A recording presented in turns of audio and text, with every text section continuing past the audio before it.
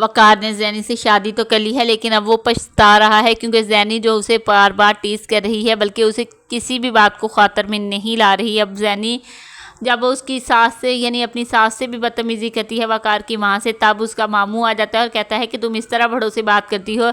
जब वो ये देखती है कि उसका मामू आ चुका है, तब वो बहुत जल्द पंतीरा बदल लेती है, क्योंकि जब मामू उसका कहता है कि अपनी ममानी जान से माफ़ी मांगो, तब उसको माफ़ी मांगनी पड़ती है, क्योंकि उसे अपनी मामू की नज़र में तो अच्छा बनना ही था। उधर दूसरी तरफ वकार जो है वो बहुत पछता रहा है। उसकी बहन भी उसको देख के जाती है और कहती है कि भाई तो बहुत अपसेट हो चुके हैं, अब विरसा क्या कर सकती है, क्योंकि विरसा ने भी कुछ काम ऐसे किए, क्योंकि आदल के साथ ही उसको वकार को शक हो जाता है। वो जब भी वकार देखता है तो वो आदल के साथ ही होती है, भले बात कुछ भी हो तो आदल उसके साथ मौजूद होता है। जब उसके बाप की तबीयत ख़राब हो जाती है तब भी वकार उसे फ़ोन करता है कि मैं आऊँगा तो फिर ही चलेंगे, लेकिन जब वकार आता है तो विरसा जा चुकी होती है। नौकरानी बताती है कि वो अपनी माँ के साथ चली गई है। वकार परेशान हो जाता है और कहता है पता नहीं कहाँ कहाँ जाएगी, बसों वैगनों के धक्के खाएगी, मैंने कहा भी था मैं आ जाता हूँ। तब उसकी नौकरानी बताती है कि शायद उनके बाबा की तबीयत कुछ ज़्यादा ही ख़राब है। तब वकार उसको हॉस्पिटल लेने चला जाता है। जब वो लेके आता है तब भी उसको यही कहता है।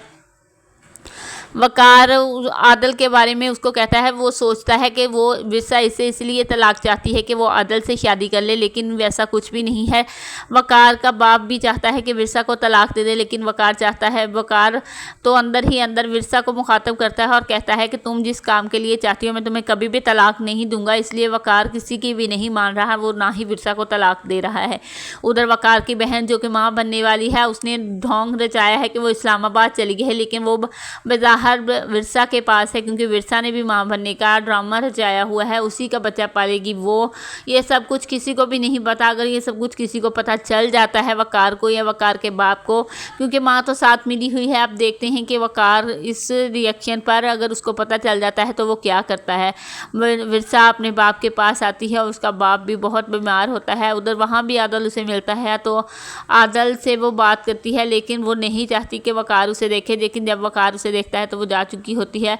वकार जैनी जो है वो उसकी माँ जैनी की माँ आती है उसके पास, कहती है कि भाभी जान आप जैनी कहाँ हैं। तो वो कहती है तुम्हारी बेटी कभी घर में कम टिकती है। तब वो उसको कहती है कि तुम उसको डांटा करो, उसको जो मर्जी कहो, वो तुम्हारी बहू है, तुम्हारा और मेरा रिश्ता तो कुछ और था, लेकिन अब तो वो तुम्हारी बहू है, तुम उसे जो चाहे कह सकती हो। तब वो बहुत हैरान होती है कि तुम मुझे इस तरह की बातें कह रही हो, वो भी अपनी बेटी के बारे में। तब वो कहती है कि वो आपकी बहू है, मेरी बेटी तो थी, वो अब आपकी बहू है, आप जिस तरह चाहे मर्जी हैंडल करें।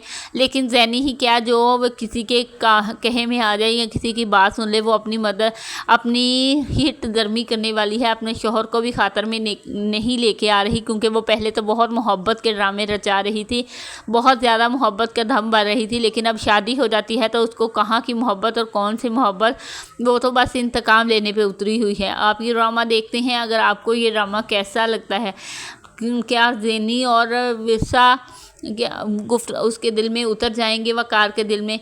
क्या वकार जो है वो विरसा से ही मोहब्बत करता है? इस बात की इजहार ज़रूर कीजिएगा कमेंट बॉक्स में। प्लीज़ वीडियो को लाइक